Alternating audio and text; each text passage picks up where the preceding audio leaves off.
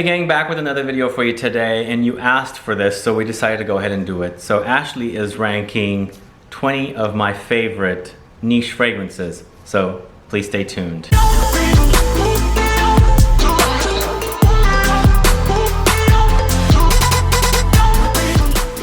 Thanks so much for tuning in. This is Sebastian with Smelling Great Fragrance Reviews. If this is your first time on this channel and you love watching fragrance reviews and still haven't subscribed to the channel, please click the subscribe button below and also click the bell so that you'll be notified for future videos and giveaways.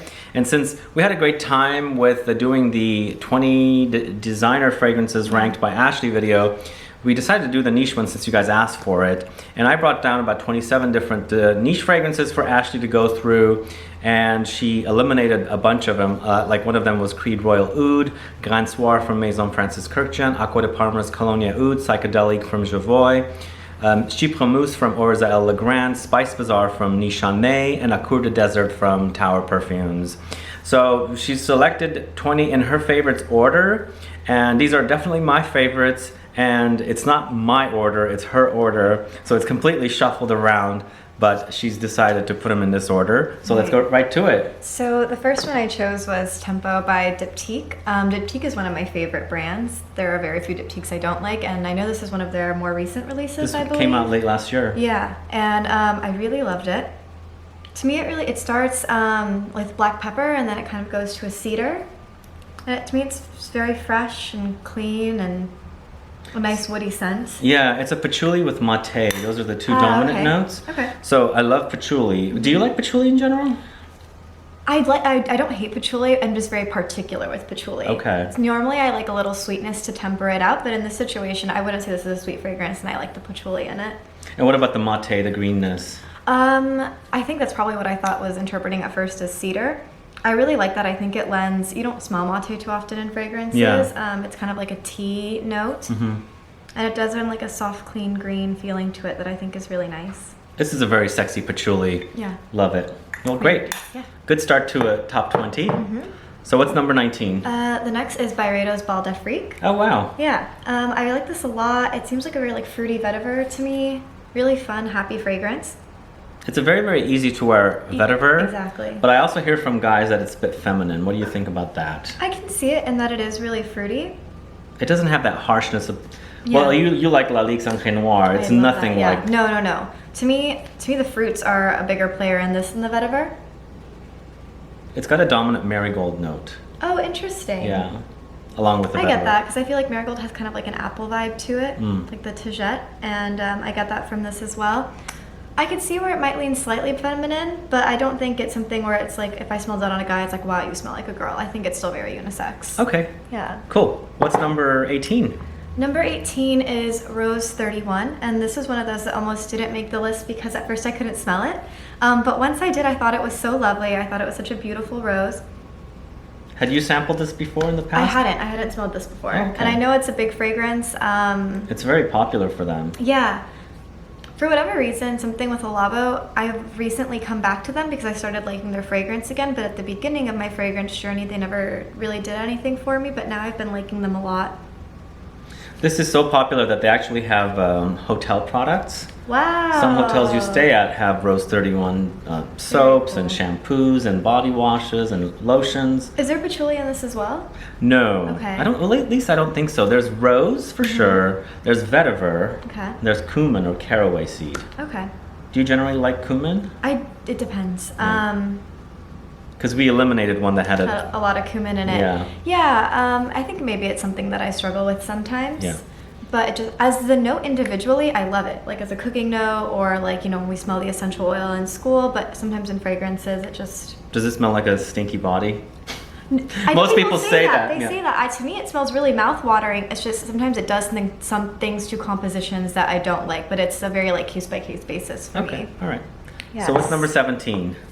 Honey Oud. Ooh, I love that Floris. It's so good, and it's honeyed. It's oud. Also very floral, I think. You think? Yeah. There's a rose in there. Yeah. Rose note. Mm-hmm. So you like gourmand-y type notes. Definitely. And so this one has that big dominant honey note. Mm-hmm. Do Yummy. you find it to be It's nothing like Back to Black. Right. Do you know Back to Black? Yeah, like a tobacco. I think it has like a cherry honey feeling to it. Mm-hmm. This smells rougher to me. Oh, interesting. Do you think? I haven't smelled Back to Black in a long time. By itself, to me, it doesn't necessarily smell super rough. I think what gives it the roughness is the oud. Okay, Yeah. and the oud is really prominent, I think. Yeah. What do you like about the oud, and do you generally prefer? Do you like oud? I like oud. Funny enough, I think I really like a synthetic smelling oud as opposed to a natural oud. Oh. Like in this, the animalic part to me comes from the honey, not so much the oud. Yeah, animalic. Yeah, honey tends to go like urine sometimes. Right, Yeah. and I'm okay with that. Okay. But I like my oud to kind of smell like a rubbery Band-Aid, or I'm not so crazy when the oud goes like blue cheese or like animalic, kind of like fecal smelling. Okay. I like kind of a cleaner oud. Yeah, I don't like the really animalic fecal smell. Yes, exactly. And so I don't feel like this goes there. It doesn't go in that terry. It's still kind of, it's a prettier oud. There's a little animalicness from the honey, but the oud in it I think is really nice. So would you call it a gourmand, or would you call it an oriental? I'd say it's an oriental. Yeah. Like to me this smells like, kind of like a Middle Eastern market fragrance, which I personally really love. Okay. I think it's beautiful. Cool. Next up at number 16.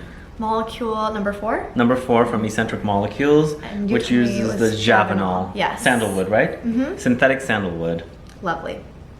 I like this one. Do you like this one? I do. No, because some of the other like individual molecules, I'm kind of just like, oh, okay. But this one, I mean, it made the top 20. I think it's a molecule that is complex enough on its own to be in a fragrance. I don't necessarily feel that way about Isoe Super, and clearly I'm in the minority because it's such a big molecule. Yeah. 1 is a cult fragrance. But to me, Javanol does have a lot of intricacy and warmth, and it is good enough to be a standalone fragrance to have its own perfume.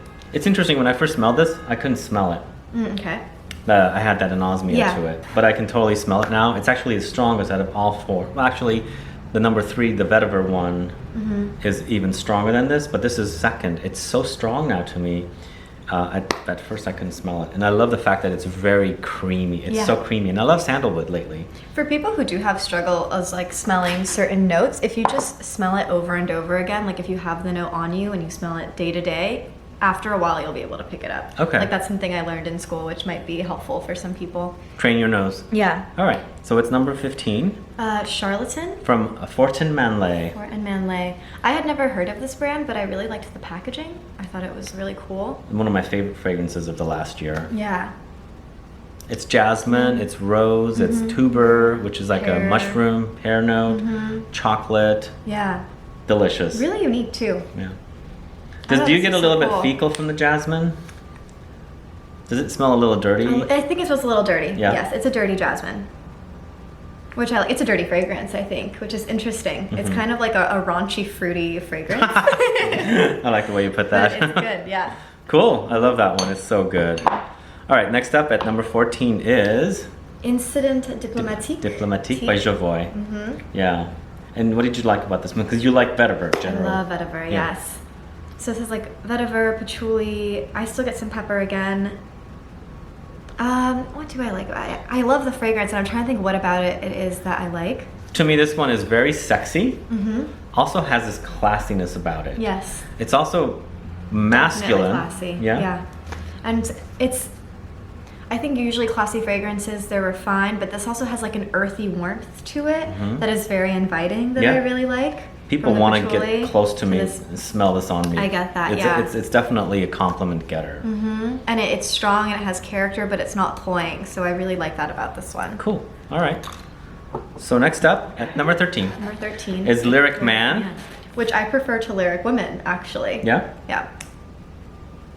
This is all about rose, angelica, lime, ginger.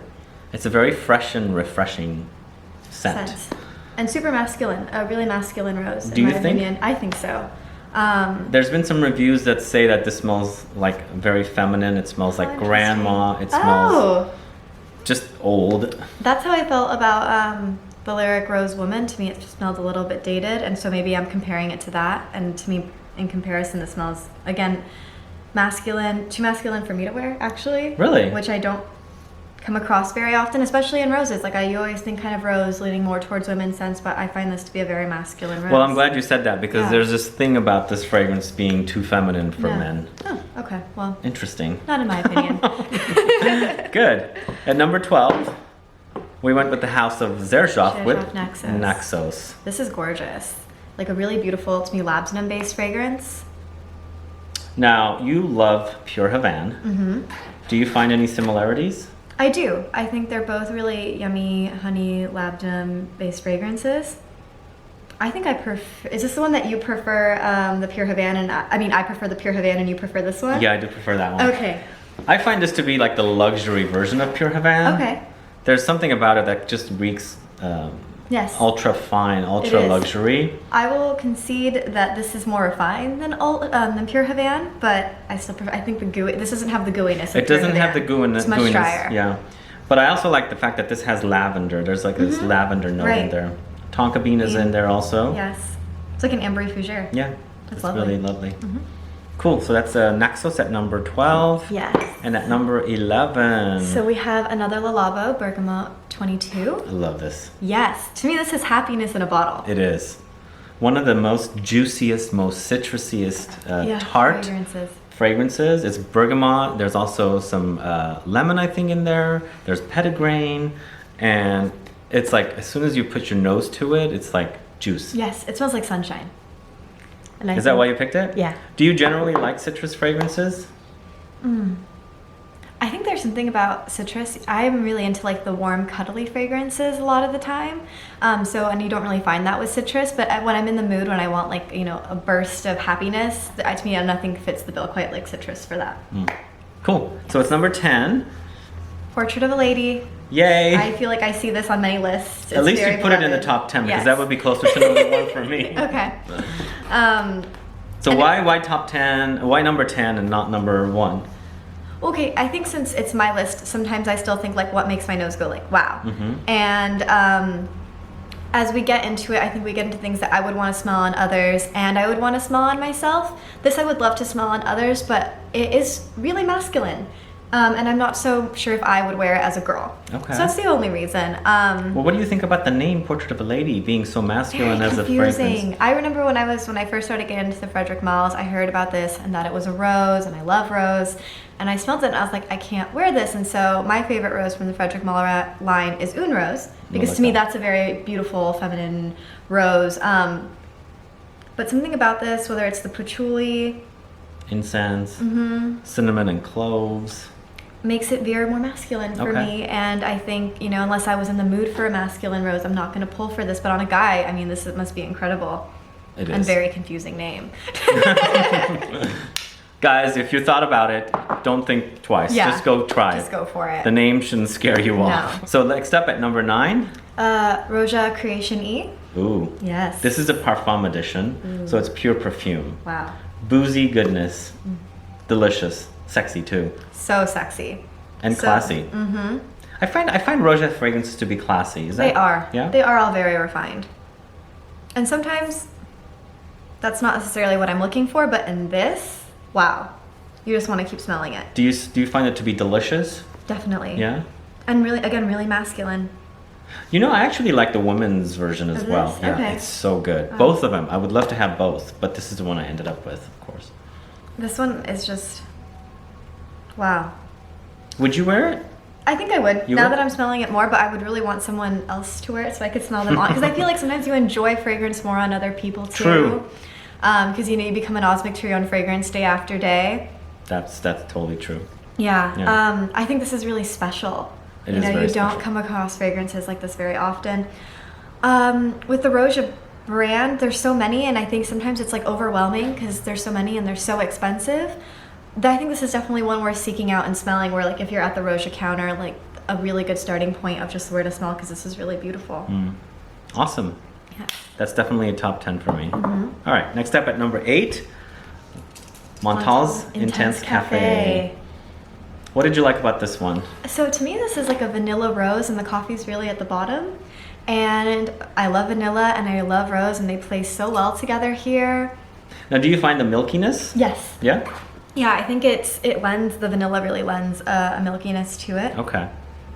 And I wouldn't be afraid of the coffee if you're not into coffee, because to me, like, I don't pick it up a ton. It's not big on the coffee. Yeah. That's why I always say it's like cafe latte more than like a full-on in-your-face coffee. Yeah, and I think if you're getting into like the Middle Eastern fragrance trend, this is a good one to start, because I feel like it does verge down that line. Like the rose in it to me is evocative of the roses that I find in a lot of Middle Eastern fragrances, and it's really well done, and I believe the Montale line is pretty affordable. Yeah, you can get deals on this. It's suggested retail $170. Oh, okay. But it it's was cheaper. you can find them for around $100 sometimes. Okay, yeah. They do go at the discounters. Well, and they last for so long. I've noticed that Montales are powerhouses for the most part. Would you call that a gourmand then? Definitely. Yeah? Yeah. Gourmand rose? Gourmand rose. Okay. Next up, another UK house. Yes. I'm so glad you put this in the top 10. I love this one. What do you like about this one? Recently I reviewed this one and we were doing a full bottle giveaway. I love Tolu balsams. This is just one of those fragrances that wears so nicely on the skin too. There's something about this house that's so classy to me. Yes. All of them, they're not heavy fragrances. There's something reminiscent to me of like the Hermescence line, a little bit of Ambre Narguilé. Like they're all kind of, they have good longevity, but none of them are ever heavy. Yeah. Like they kind of like float. Again, it's kind of like a watercolor feeling in the fragrance. You know who did this? Who? Xerjoff. Oh, okay. Eccentric molecules. Yes. Yeah. That makes sense. Yeah. So yeah, I think it's very in that style where like Tolu balsam is such a heavy material, again, balsamic and sweet and vanillic. And to me this isn't, and normally again that can get really sweet, and here it's just like a veil. I think it's really beautiful. Awesome. All right, at number 6. Straight to Heaven by Killian. By Killian, Straight to Heaven. Yes. What do you like about this one?